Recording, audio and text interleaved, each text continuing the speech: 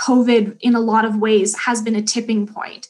It's really exposed for us that as individuals, we are kind of being taxed to the max. I've never felt more separate from the healthcare community.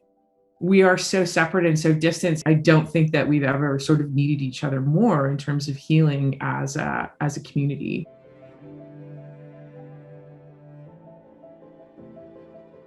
What we're actually doing is allowing the system to continue to take from each of us without ever forcing the conversation about how else can we do this? Is everything that I am doing really necessary for a physician to do?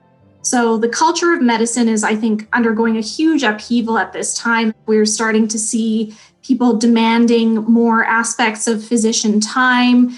We're starting to see that there are equity, diversity, and inclusion challenges. How do we find a way to come back together around our collective health and wellness?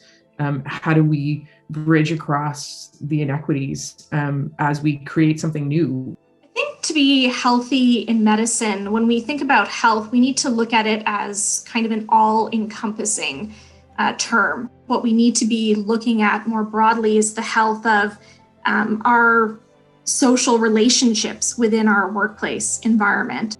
It means that I feel socially connected to my peers, that I have people that I can have friendly interactions with at work that are positive, that are stimulating, that feel mutually respectful.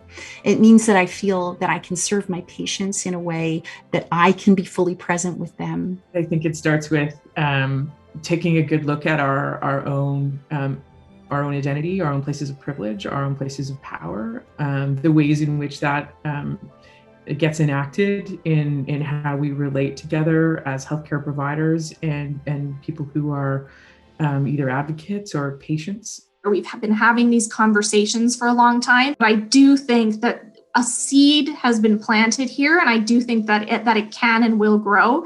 I do think there's hope, and I do think there's potential.